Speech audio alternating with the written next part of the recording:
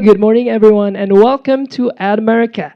America is the U.S. Embassy's American Center, the place for you to explore, experience, and express American culture. My name is Aldi Rashid, and you are watching Master the GMAT Expert Tips and Strategies. But Sobat America, before we begin this event for today, we do have a question of the day to our online viewers. And the question is, which of the following is a section of the GMAT? Is it A, quantitative reasoning, B, verbal reasoning, C, data insights, or D, all of the above? If you think you know the answer to this, submit your correct answer through our online platforms to get a special shout out at the very end of the event. And now, Sobat Marika, I would like to introduce our moderator for today. She is our very own Education USA advisor. Please welcome Kak Dinar Latupono. Thank you, Aldi. Good morning, everyone. Thank you so much for attending our events for this Saturday morning. My name is May, one of the Education USA advisor here at America. So before we continue with our program for today, I would like to introduce you a little bit to Education USA. So Education USA, we are an advising network under the U.S. Department of State. We are here to help students who are thinking or planning to pursue their higher degree to the United States. So we provide different kind of service, and our service are free of charge. We can help you from the beginning to research your options, to preparing your documents, such as an essay. We can review your resume as well, and then right until your guys are going to the United States. So today, before we continue with our wonderful speaker, so I have a map here. If you guys thinking of like meeting Education USA advisors, we are all around Indonesia, from Aceh, Medan, two centers here in Jakarta, and Malang, Surabaya, Samarinda, and Makassar. We are reachable online, so if you guys do not have any time to go out or in under certain circumstances, you guys can meet us online by booking an appointment there. So go to calendly.com/educationusa Indonesia, and there are 10 advisors you are free to choose from depending on your availability and our availability. So today we're gonna talk one of the most important aspect of your documents, especially if you're thinking of applying for an MBA. We're gonna talk about GMAT. Are you guys now preparing for it? Yes. I hope today's session will be such a helpful resource for you. We have our wonderful speakers right away from GMAC. We welcome Sehar Khanna. Please, the time is yours. So much, May, for this introduction. Hello, everyone. I'm so happy to join today's event, Master the GMAT Expert Tips and Strategies. Today, I'm going to spend an hour with you all, and we are going to talk about GMAC as an organization. We are going to talk about what are the other offerings we have. We're going to talk about some exam tips, and hopefully those will be very helpful for your preparation for those of you who are planning to take the GMAT. If you're confused about the GMAT, I might help you with what are the benefits and the advantages of taking the exam. But before I begin, a quick introduction about myself. I am Sehar Khanna. I'm the Associate Director Marketing for East Asia and Pacific region for GMAC. I've been working with the organization for over 7 years now, and proud to have been associated with this organization.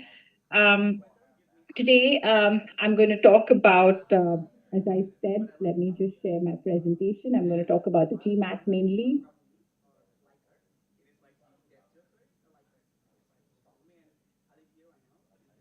I hope you all can see my screen, my shared screen.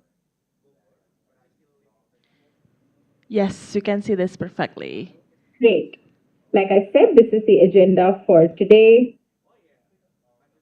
I'm also going to be talking about some new products, the GMAC Advanced-Series, which are going to be helpful for candidates who are still figuring it out as to, whether they should go for which program for masters, or, they're stuck in their jobs and really want, a lift there. So I'm going to talk about Advanced-Series. I'm going to talk about business school application, and then obviously about the GMAT features and more other readiness tools. Uh, let's talk about who is the GMAC. GMAC stands for Graduate Management Admission Council. It's a global mission driven association of leading graduate business schools with goals of ensuring talent never goes undiscovered. That's the mission of our organization. The GMAC is also the owner and the administrator of the GMAT exam, as well as other premier assessments. We're going to also talk about the EA assessment in the forthcoming slides. But let's talk about why you here today. Probably you've heard of the personal and professional benefits of business school education. While there are many benefits to the list, an MBA or Masters in Management allows you to enrich your life and develop your potential. It's not just about increasing your salary, though that definitely helps, but it's not just about that. It's not just about gaining business skills, though that also really helps. It's about living your best life as your best self. Actually, becoming the best version of you is the whole objective.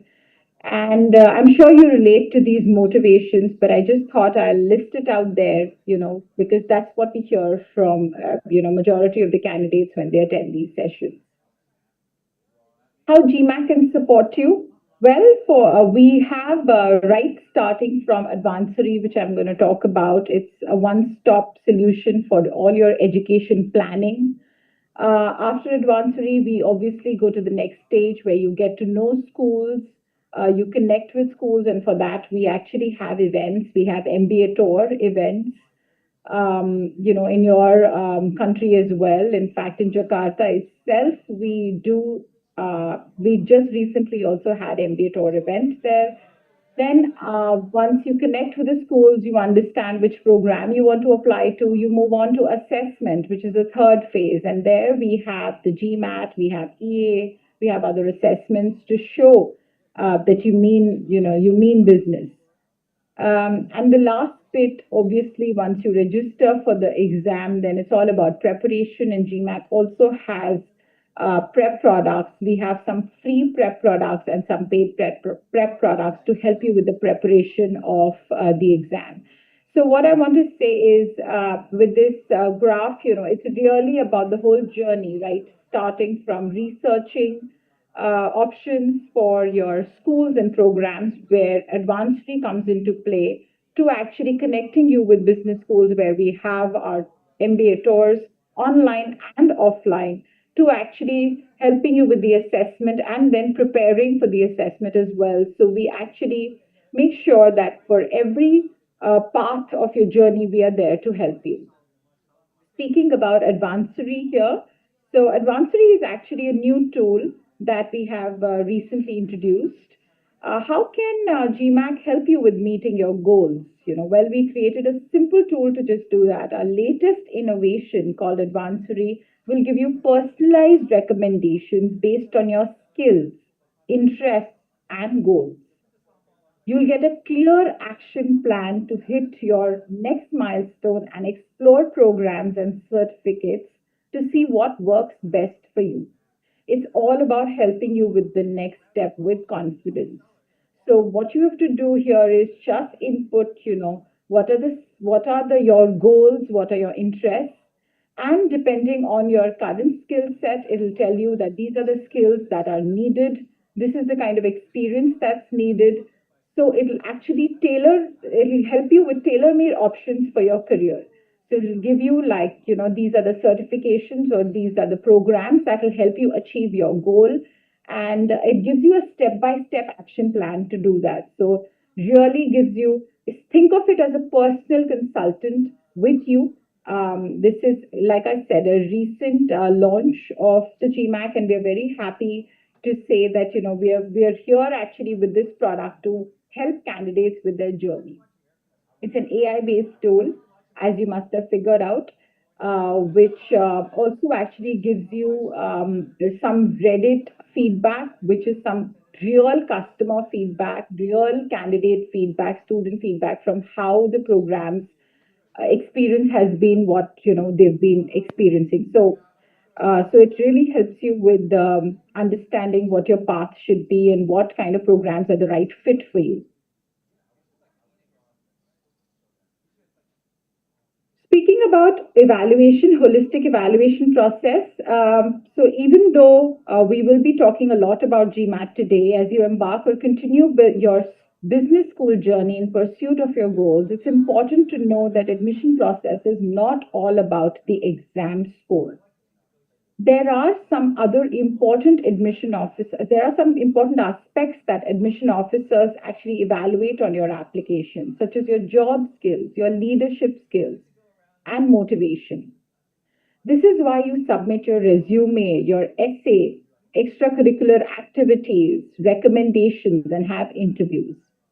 Schools want to make sure you're a fit both academically and personally, and they want to know how you will be contributing to the class. They want to know how you will be benefiting from the experience and how you will be giving to the class where you're studying. A balanced approach to admissions ensures this is accomplished, which the goal of this process being to paint an accurate and compelling picture of the most important aspect. And that most important aspect of this whole application process is you. So don't forget to show, who you actually are, what kind of experience you have had, what is your attitude, what's your motivation to actually do your, masters or the program that you're pursuing. Through all of this essay and letters of recommendation, this is what the admission officers are trying to evaluate. Well, moving on, assessments do help you with, assessments do help the candidates as well as the schools because it is the predictor of readiness. While exam is just one piece of the pie, assessments can help you in your pursuit of a fulfilling business career and help schools at the same time in their admission process. An exam score can help you stand out from the competition or assist you in securing financial aid and scholarships. And GMAT has the power to make a big positive impact on your business school journey. As you very well know, round one is round the corner. So make sure you make use of the opportunity, the scholarship opportunities that schools have to offer, especially in round one. So if a good GMAT score obviously then guarantees, in a way, a good scholarship opportunity the school has something to offer. It also helps the school understand that you're prepared for the rigors of the business school and it helps you stand out. In many cases, GMAT score is very helpful in securing job interviews as well. Many times, consulting companies especially ask for a GMAT score, and a good one actually lands you with a good job as well. So it just doesn't end at the business school; it also actually continues even for job interviews at reputed companies. Since its launch in 1954, GMAT has been the gold standard and the continued evolving to ensure it remains highly relevant indicator of candidate preparedness for graduate business degree programs. Over the years, we have worked collaboratively with business schools, admission officials, faculty, and other partners to determine how to ensure it remains the best assessment for business education. Our goal has been to ensure that you're not ready, not just for the academic rigor, but also you're ready for life. Because at the end of the day, GMAT is not the aptitude test that it is, and the kind of assessment that it has been designed. It is not just for business schools. It is actually preparing you for the job that you're going to take up after school as well. Currently, the GMAT is accepted by over 7,700 plus business and management programs worldwide across more than 2,400 schools. And not only it is the exam trusted by business schools, but it is also one of the most valuable tools available to you as a candidate to demonstrate your commitment to business schools. And it can be a key indicator of how you might perform in a program. Even beyond business classrooms, the GMAT measures skills that are sought by employers when they're making hiring decisions, like I mentioned before. Quickly going through the structure of the exam, it has 3 sections, each 45 minutes long, which test problem solving, critical thinking, and data literacy skills. Quantitative section presents 21 questions that measure algebraic and arithmetic foundational knowledge and how a test taker applies this knowledge to solve problems. The verbal reasoning section has 23 questions that test critical reasoning and reading comprehension skills. Critical reasoning questions test the ability to analyze and evaluate complex scenarios and draw logical inferences, arguments, or solutions. Reading comprehension questions test the ability to recognize and understand ideas and draw inferences from information presented in passages. Finally, the data insight section has 20 questions which measure the skill of recognizing, analyzing, and synthesizing data and information shown in formats often used in real business situations. Data insight questions ask the test taker to assess multiple source and types of information such as graphic, numeric, and verbal as they relate to one another to derive important inferences and implications to ultimately make informed decisions. You will get individual section scores ranging from 60 to 90, as well as a total score ranging from 205 to 805 that is comprised of all three sections. Just please note it is not the added sectional score. It is differently calculated as the section scores are calculated. So please don't mix the two things.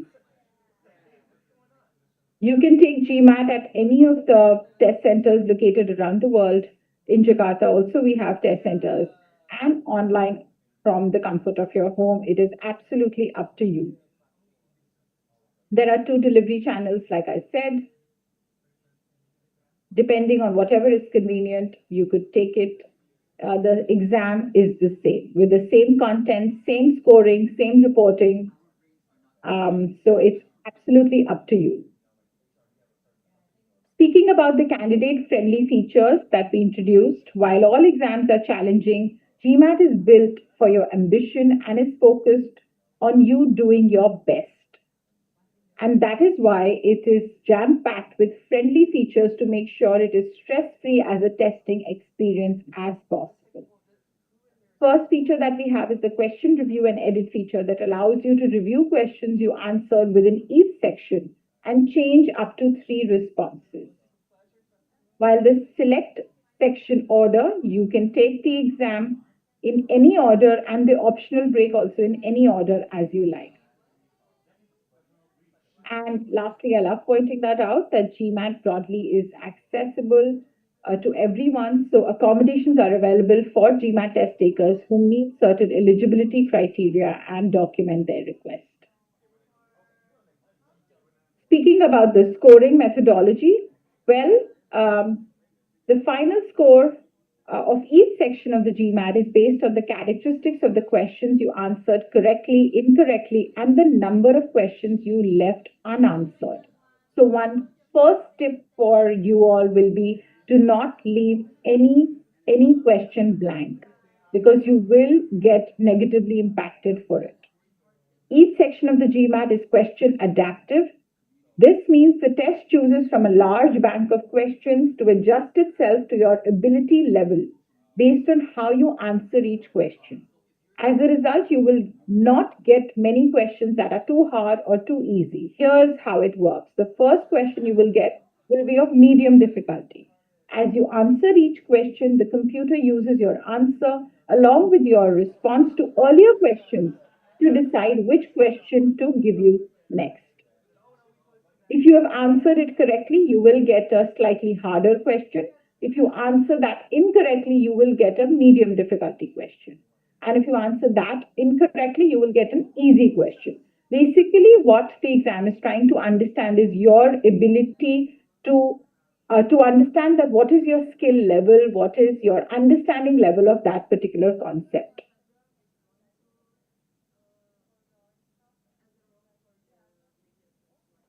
That is how the scoring is done. Some scoring myths that I want to bust is, obviously you can read through this as well, but it's really important to know that none of these are true. Many people think my score will be negatively impacted if I take longer to answer a certain question. You know, we are calculating time that you are taking to answer the question. It's not true at all. Some people think that my score will be worse if I get first or second question wrong, but that's not true at all. The whole exam is evaluated, not just first section of the exam. Some myth was, which is going around the market, was that if I change a question from correct to incorrect during the question review and edit part of the section, that will be weighted more heavily than getting it incorrect with the initial response. Again, that's not true. And if I'm running out of time, it is better to leave question blank. Like I said, not at all. You should always guess, but always attempt every question possible. Do not leave a question blank. Another myth that is going around is that certain questions are weighed more heavily than other questions. That's also absolutely not true. Speaking about a detailed scorecard, well, once you take the GMAT, the official candidate score report includes highly detailed performance insight, diving deep into how you did section by section and even by content type and time management as well. Even how you did compared to other test takers who submitted their scores to the same programs as you. It also gives you that level of detail. There is added flexibility related to when you have to send your free score reports to programs. You don't have to select programs for score sending before you sit for the exam at the test center, like other exams. You can use 5 pre-score reports by selecting schools up to 48 hours after receiving your official score report, which you should get in 3 to 5 days. Additionally, GMAT score reports that you elect to send your school will now contain the total score and the section score from the single exam. No other exam scores from your previous exams will be sent to the school, allowing you to be fully in control to what a program receives. So you don't have to worry that previously I scored very low. Will the school see that score as well? That's not true. The school or the program will only see the score that you are sending. And you also get a detailed score report. So make sure you use this feature. Well, speaking about preparation, there are a couple of free resources to support you at the beginning of your journey. Get ready for the exam in 6 weeks with the 6-week study planner, which I'm going to share with you, which will help you stick to a schedule. It's already available on mba.com. I will also share it with the team here who can send it to all those people who are interested in a 6-week study planner. Further, there is a free official starter kit, which includes 2 free official practice exams, 70 real GMAT questions, and a guided study for step-by-step prep review.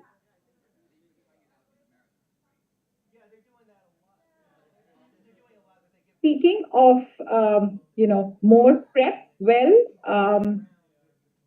like I said, there is an official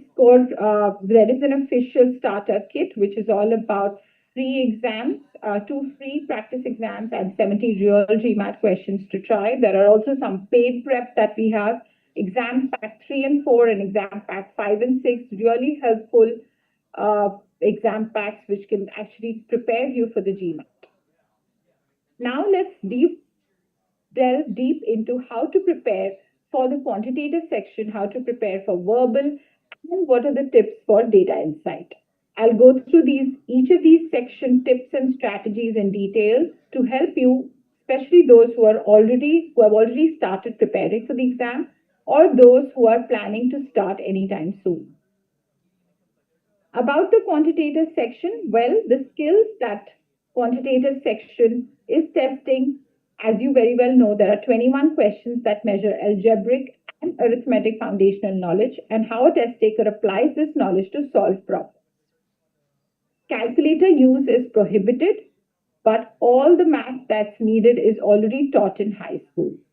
So make sure you understand this. Some problems are contextualized in real life setting while others are presented in pure mathematical form. It's a mix.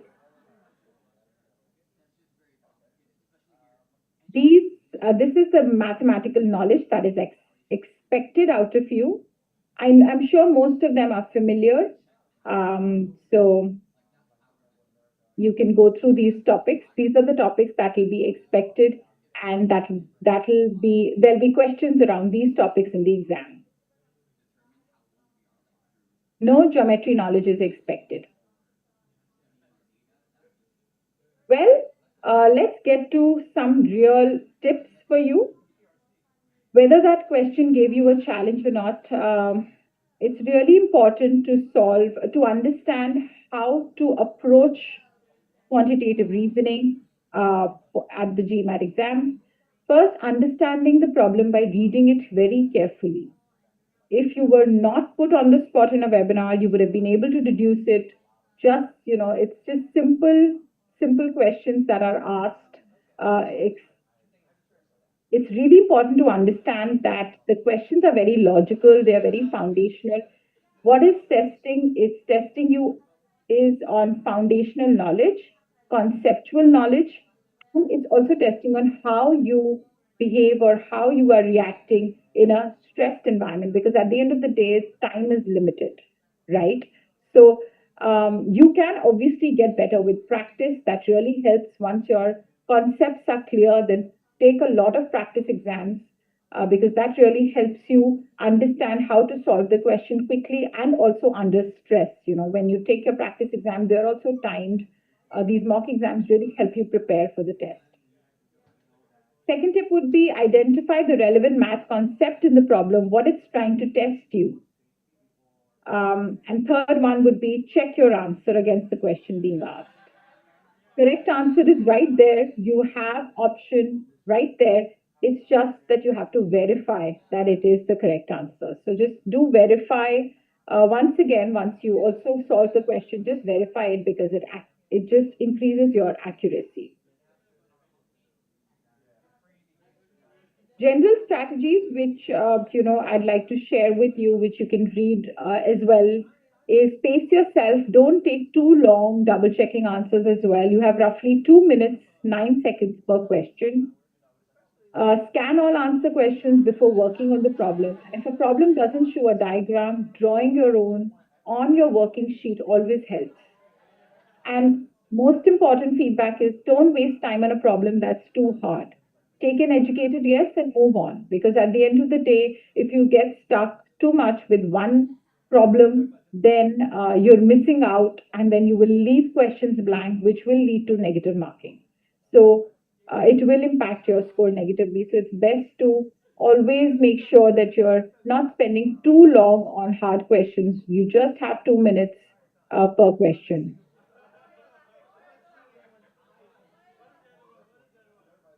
There is quant prep, obviously. Then, like I said, there is official guide, and there are questions, practice questions, as well as practice exams to help you. Speaking about verbal reasoning section of the exam has 23 questions that test critical reasoning and reading comprehension skills. Critical reasoning tests the ability to analyze and evaluate complex scenarios and draw logical inferences, arguments, or solutions.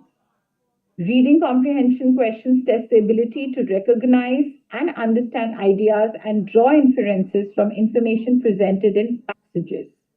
So they are very different kind of, sections and testing different skills. The passage and the section pertain to many different topics, but good news is that no specific knowledge of any topic is required. So that's something that will help you. This is a typical reading comprehension question. It measures your ability to understand words and statements, understand logical relationship between significant points, draw inferences, and follow a development of quantitative concepts. Specifically, reading skills will be tested like the main idea. What is the main idea? What is the supporting idea? What is the inference, application, logical structure, and style?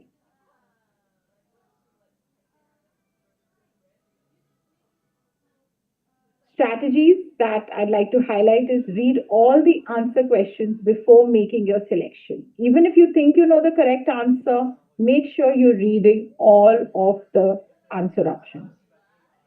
Be careful not to be misled by answer choices that are only partially true, because that is kind of a trick option given to you. Be careful not to be misled by that, because it could be that it's only partially true or answers only partially the question. Do not pick that answer. When the question asks you about meaning of a word in the passage, be sure the answer choice you select correctly represents the way a word is being used in the passage. Many words have different meanings when used in different contexts. So make sure you understand how the word is being used in the passage itself. Well, about critical reasoning. Critical reasoning measures your ability to make arguments, evaluate arguments, and formulate or evaluate a plan of action. Critical reasoning questions are based on short reading passage, usually fewer than 100 words. Typically, the short text comes with a question that asks you which of the 5 answer questions strengthens or weakens an argument, tells you why the argument is flawed, or strongly supports or damages the argument. Again, you will not need specific information or knowledge about the subject matter to answer these questions. Again, read all the answer choices before making your selection, even if you think you know the answer. Notice exactly what the question is asking. If you're not sure which answer choice is right, try ruling out some clearly the wrong ones, then you'll be left with only 1 or 2 options. It's easier to select them. Use basic principles of good reasoning to judge a passage reasoning. At the end of the day, there are some verbal prep tools available for this section as well. There is official verbal guide, which you can purchase online. There is a QR code, which you can use also to scan and see how to purchase. And you can also see some practice questions related to verbal and practice your verbal insights, verbal reasoning. Last section, data insights. Well, data insights is a relatively new section. It measures candidates' ability to analyze and interpret data and apply it to real-world business scenarios. It also measures digital and data literacy, which is one of the most relevant and in-demand skills in business today. It is composed of 20 questions that ask you to assess how multiple sources and types of information, including graphic, numeric, and verbal. Mind you, it's not just graphic and numeric, it also includes verbal. How they relate to one another and how they can be leveraged to make informed decisions. Questions may require math, data analysis, verbal reasoning, or all 3 of them. Well, some good news for you. You can use on-screen calculator while working on the section. And this is how the calculator looks like.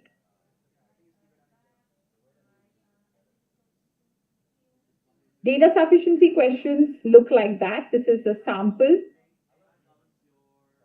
You have to determine which data is relevant for you for answering that question, and determine at what point there is enough data to solve the problem. Here the answer choices are the same for all. It will be the same, like if the statement 1 alone is sufficient or statement 2 alone is sufficient, or you need both to answer the question. So answer choices are always the same. It's just that the question obviously will change. So you need to, but you know how to approach the question if you have practiced enough of these data sufficiency questions. Well, here the tips would be: don't waste time to try and solving the question. At the end of the day, you don't have to solve it. You only have to tell us whether statement 1 alone is sufficient, or statement 2 alone is sufficient, or both are needed, or each is fine, or both are also not sufficient. Those are the kind of answer options. So don't try and solve the question, just try and answer what is asked. You just have to see whether there's enough information to solve the problem, but actually not solve it. And don't assume any images are drawn to scale. So, if there is any confusion, you can draw your own diagram. Multi-source reasoning is another kind of section. Well, here it measures your ability to examine data from multiple sources, including text passages, tables, graphics, or some combination of the three, and to analyze each source of data carefully to answer multiple questions. Strategies to help answer this kind of section. Well, first one would be, don't expect to be completely familiar with the material. Again, the same tip. So even if it's something new, don't worry that I don't know anything about this topic. Just answer the question that is asked. Read the question carefully, making sure you understand what is being asked. Some questions will require recognizing discrepancies amongst various different sources of data. Others will ask you to draw inferences, while still others may require you to determine which of the data sources is relevant. Select the answer choice that have most support based on the data provided. Like I said, don't let your knowledge of the subject matter influence your answer choice. Answer the questions only using the data provided to you. Be very, very objective. The next type of question is table analysis. Here it measures your ability to sort and analyze a table of data like spreadsheet to determine what information is relevant or meets certain conditions. Like multi-source reasoning, questions are in conditional statement form where you determine which statements are true or false. You must mark all parts of the question correctly to receive credit. That is really important in understanding in data insights. There are multiple parts to the question. You have to answer all of them correctly, only then you will be scored for that particular question.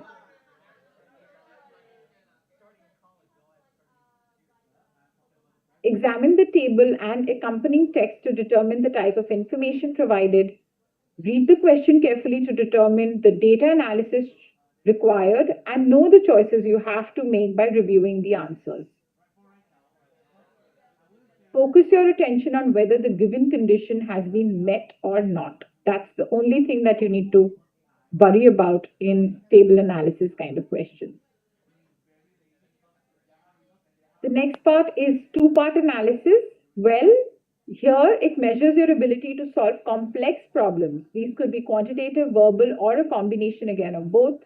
Your ability to evaluate trade-offs, solve simultaneous questions, and discern relationships between two entities is measured. Here, the strategy should be, don't let any similarity of the subject matter influence your response. Like I said, mentioned in data insights, it's really important to know, use only the data that is presented in the question. On quant-based questions, check your work as you go, as there are several ways to solve the problem. On verbal questions, the prompt often gives you more information than necessary. The next one, which usually candidates fear, is the graphic interpretation, because there are complex graphs presented. However, the whole idea is to actually interpret that graph and not get very overwhelmed with the graphic or the diagram that is presented. Each question is one or more statements with missing parts. Each missing part has a drop-down menu with a list of choices. Pick the best choice to fill the missing part of the statement. And again, you must mark all parts of the question correctly to receive credit. Read all the choices in the drop-down menu. By checking the menu options, you will get additional information about your assigned task. More than one option in the drop-down menu may seem plausible, but you will need to choose the one that makes the statement most accurate or logical. Well, we have tools for preparing for data insight as well. There is a guide, Data Insight Review Guide, which has 200 plus questions, detailed answer explanations, and even diagnostic quizzes. So you could prepare, the section well by using these tools. We also have practice questions, 100 plus practice questions for data insights. and where you can also create practice set and answer those questions. Well, general tips and tricks. First is become familiar with the question format, because like I discussed all question formats with you, but it's very important for you to understand every question format and what it's trying to test. When you take mock exams, even before that, it's important to understand when you take practice questions, you understand what the question is asking. Then take mock exams and then actually go for the real exam. Be aware of the time. Do not waste time on questions that you find extremely difficult. Make sure you understand what each question is asking by reading each question thoroughly. Sometimes, you just read it halfway and assume it what it's trying to test, and then you end up with a wrong answer. Answer every question, even if you must make an educated guess. Use knowledge you already have to figure out answers to unfamiliar questions. Well, this is my last slide because we spoke about GMAT at length. So I thought I will take you through one more assessment that we have, which is the EA, which is the executive assessment. If you have more than 5 years plus of work experience, or you're interested in a program that is accepting the EA, then you definitely should consider the executive assessment. It's the same company that makes the GMAT. Like I said, GMAC as an organization has many assessments, and we are also the makers of the executive assessment. It's a test designed specifically for busy professionals out there who want to pursue graduate management degree but don't have a lot of time to study. So if you are also working, don't have a lot of time to study, you should consider this exam because many schools are actually many 240 plus programs, including full-time MBA, hybrid MBA, part-time MBA, masters, and online, accept the EA. It is a 90-minute long assessment, so it is much shorter than the GMAT. It has only 40 questions overall. It's a versatile assessment that can fit into your busy schedule and at the end, make your dream of graduate business school come true. In addition to executive MBAs, many schools accept EA for their full-time and their part-time MBA programs as well. As you can see, we have 3 sections for the EA, that is integrated reasoning, verbal reasoning, and quantitative reasoning. Integrated reasoning has 12 questions, verbal has 14, and quant also has 14 questions. So that is how the EA exam is structured. It only needs about 1 month or 4 weeks of study time. Since it is a shorter exam, that is why it is kind of, I would say, if I have the liberty to say, it is an easier exam as compared to the GMAT. But do check if the program that you are applying to actually accepts the EA. And if there are any more questions about the EA, I can answer them in the Q&A section. With that, I'd like to thank you all for listening to me, to actually hearing about the GMAT. Hope all the tips that I shared about the GMAT helps you along in your journey. If there are any questions that you have related to the GMAT or the executive assessment, I'll be happy to answer.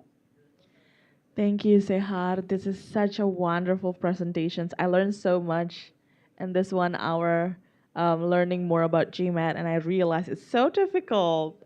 Is it for you? Is it difficult for you too? Well, say it is not really difficult. It is all about preparation. I really say this. The same exam can actually seem very difficult for one individual, seem easy for the other, because it is very subjective to how prepared you are.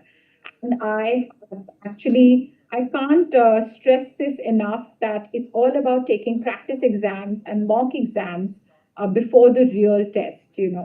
And obviously, it is an exam which will make you stand out, because at the end of the day, when admission councils see a lot of profiles, how do they differentiate one profile from another? So they, especially when you come from, different countries, when you're not, if you're interested in US business schools or Europe, and if you're not from that country, then they don't know your background that well. They don't know the university that you studied from, what is the credibility, there. So this exam exam, standard exams like the GMAT really help them understand that, your level of understanding of concepts. It also it also helps them understand your commitment level, because if you're committed, to studying, to your career, then the score will actually shine. I agree. So the preparation is very important. So I have one question before we pass it to our audience here or audience online. Um, as you said, you have to prepare well for this exam. So for you, how far in advance should we start preparing for the GMAT? Well, I would say our official study plan definitely is a 6 week planner for the GMAT. So 6 weeks dedicatedly. But well, if you are in a job and if you are doing something alongside as well, or you're studying in your third year or fourth year of your graduate journey, then I would say start 3 months in advance, because then if you're not dedicatedly giving time, then it's better to start 3 months definitely in advance. Obviously the timeline varies from person to person. It depends on your learning ability, and how quickly you absorb concepts, also how much time you can give every day. But ideally I would say 3 months if you're doing something alongside. I see. For you personally, which part of the test is like the most difficult one? Well, personally, this is actually more than me personally. I would say that a lot of times I get this feedback from candidates that the data insight section can be a bit challenging. The reason for that is that it has many different kind of questions, like I just discussed. There's multi-source reasoning, there's table analysis, etc. There's a lot of data that you need to interpret, and then answer the question. So sometimes the question can itself be very long to understand, and answering that question in a limited time can be challenging. So if I have to say one section that seems more challenging than the others, it would be the data insight section. But again, like I said, practice is the key to that section as well.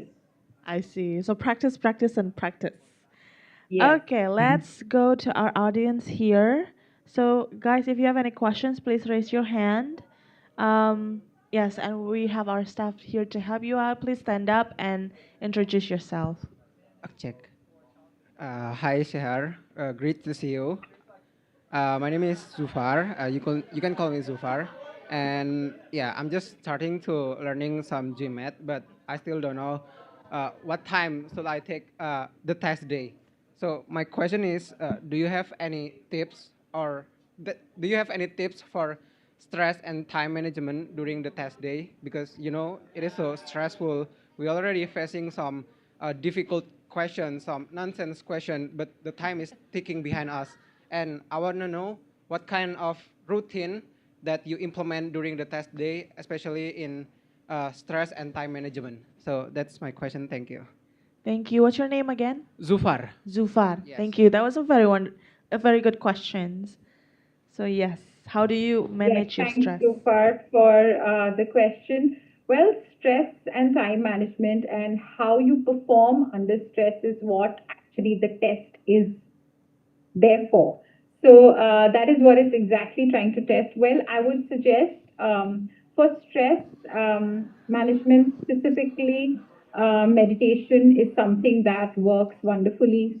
Taking some calm time, especially on the test day, I think it is really, you should not be, out there revising concepts on that day, because it's really not about rote learning. It's not about, where it's an exam where where the calmer you are, if your mind is not trying to, it's not an exam of memory, right? GMAT is not a memorization test. So it's not that you have to memorize something. So, it's last minute learning. So don't get into solving questions or memorizing formulas or anything of that sort on the test day. It's not needed. What's needed is for you to have a calm mind, and I think meditation works beautifully. So if there are any meditation apps that you're following, if not, you could, definitely download some, or just like, keep yourself calm just by taking some deep breaths. Breath work works beautifully to calm yourself down.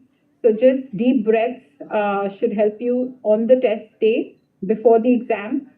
And I would say for time management, the best way to uh, be a pro at time management is taking mock exams, because the practice exams that we have are actually made in the exact way the way GMAT is designed. So we follow the same scoring methodology, the same level of questions, the same, in fact, score card also. At the end of the day, you will have a score report, a detailed score report, which is exactly the same that comes after the real test. So I would suggest these practice exams would help you with time management in a big way, because there also you will have the same time, same level of questions to answer, and you will get a score as well. So you will know how you did. And a score report will help you understand how your pacing was for every concept. For stress, meditation. Meditation is the answer, or breath work. Like I said, deep breaths or breath work, if would really help it. And if you don't already practice it, then I would suggest go on YouTube and find some good breath work videos to help you understand how to calm yourself down. Okay, I hope that answers. So basically, practice and also take some time to meditate and, relax. Is there any more questions from our audience here? If not, I was wondering again. Sometimes, like during the D day, during when we take our exam, things happen. Maybe you're too nervous. You're not well prepared, and then you have to retake the test. I was wondering how often you can take the test. For example, how many times can you get in a lifetime? And how does schools that we apply view this many attempts? Do they take this into account? Does it matter for them? Yeah, how does the Great school? question, May. And this is something I wanted to, I think I missed mentioning in my presentation as well, but you can take GMAT as many times as you want to. There is no lifetime limit anymore. So you could take it as many times. You just have to keep a gap of 16 days when you retake the test. In a year, though, you can take it 5 times, not more than 5 times, but otherwise there is no lifetime limit on the GMAT anymore. So that is one. The other, so that should give you some comfort. Not that you have to take as many times, but it should give you some comfort that if that day, for some reason, you could not perform your best, there was some other stress, there was personally some stress, or your health was not in the best shape that day, you know that there is another chance. It is not the last chance. So you know that with a little bit of prep, and when you have a better mindset in terms of the next time, when you will be your best fit self, you mentally and physically, you can take the exam again. So that should give you comfort. Overall, I would say 16 days, like I said, is the gap needed to take the exam again. And schools, how they perceive you taking the test again, well, they actually, frankly, honestly, like the fact that you are committed to the process and that you're taking it again. Having said that, also to reiterate, I mentioned it in my presentation as well, they only get to see the score that you submitted. So they are not able to see the previous score. So if you have taken the exam 3 times or 4 times, they are not seeing all 3 scores or all 4 scores. They are only seeing the score that you send them. So in case you get a score which you're not happy with, you can choose to not send that score. And when you take the exam again, that time the score is much better. You can always send that. So that score will only be the score that schools will see. They will not see any previous score. So basically, you have to ace the second test. Like you have to do better at the second test. Yeah, you obviously, I'm sure you would, because typically also with preparation, we have seen, in fact, there's data that shows, with better preparation, if those candidates who retake the test, they do get, 25 to 35 points higher than what they got last time. It's just because, they're more familiar with the test anxiety is lesser the second time. And obviously they come better prepared. They know their weaknesses. They know why they did not perform as well as the first time. So definitely retakes help in that way. I also think the test anxiety is much lower. That also helps in them performing better for the second or the third time. But yeah, that comfort is there that if you're not able to perform one time, there is always a second or a third, or hopefully you don't have to take it more number of times. So there is no as such Yes. lifetime. There is no number of attempts block that we have. You can take it as many times as you like. I see. Now that we think about the scores, I have these questions a lot from my advisees, especially who are taking GMAT.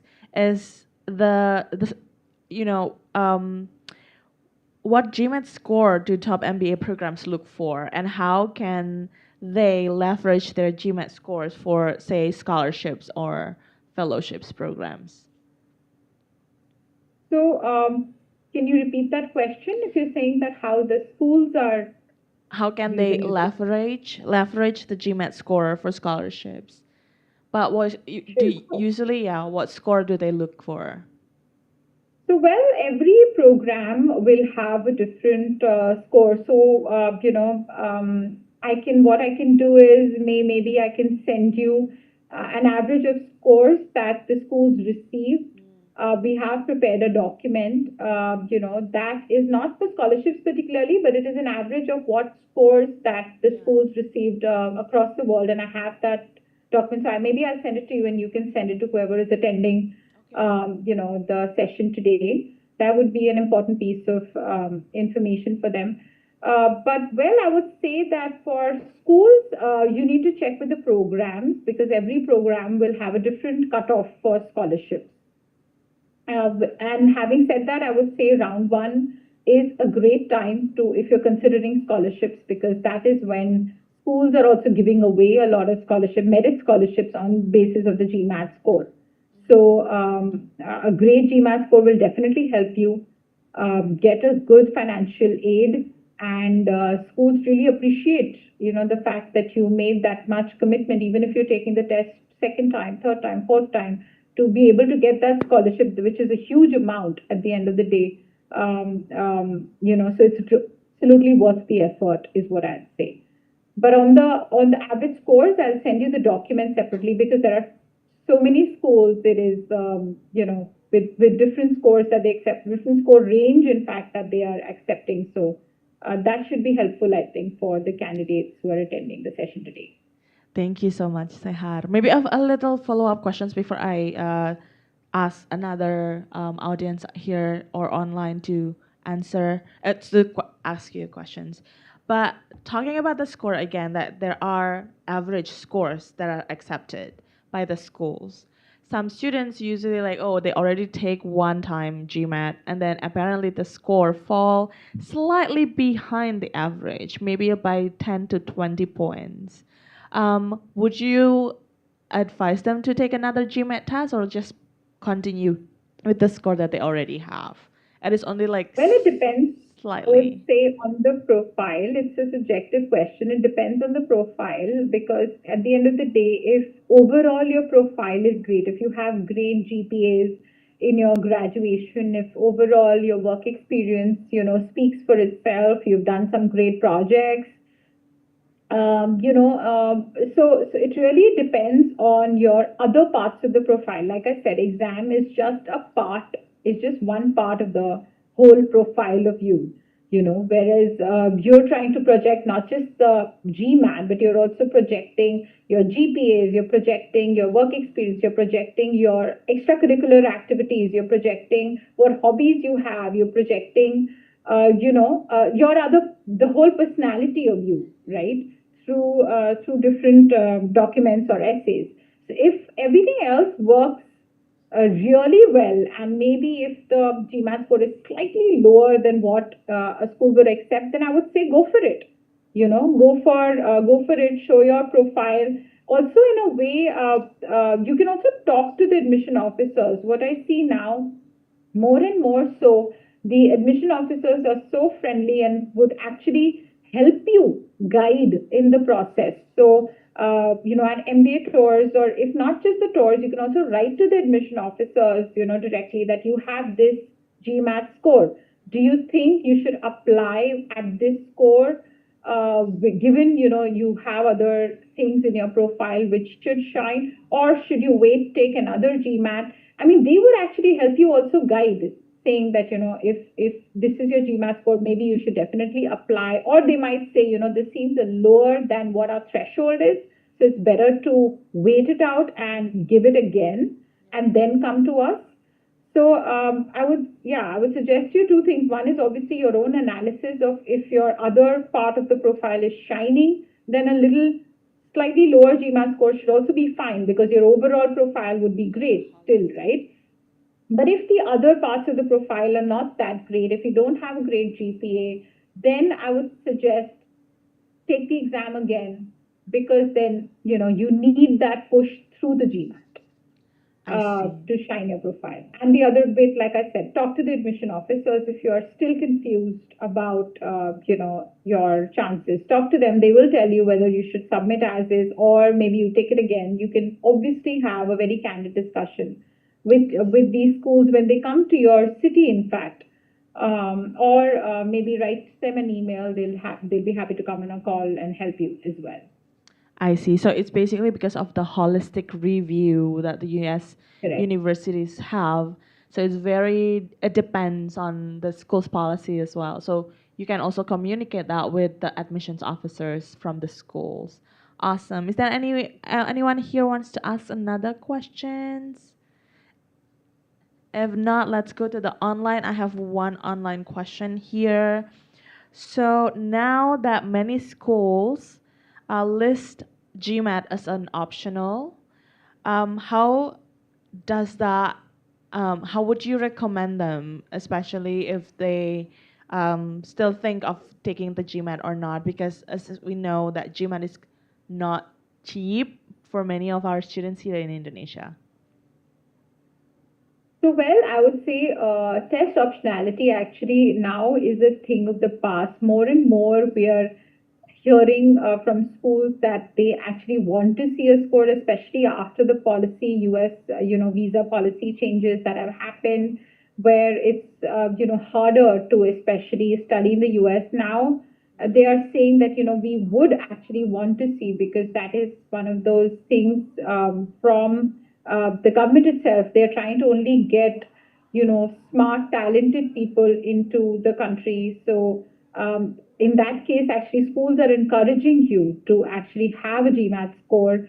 Overall, I would say test optionality, even those schools who have test optionality, they would still appreciate you having a GMAT score, because, like I mentioned it, that's how you stand out. That's how you show rigor. That's how you show commitment. That's how you can, because with the test optionality, you don't have a chance of a scholarship when somebody else who's taken the GMAT exam has a good score, whereas you have not even taken the exam. I mean, think of it from a admission officer's view.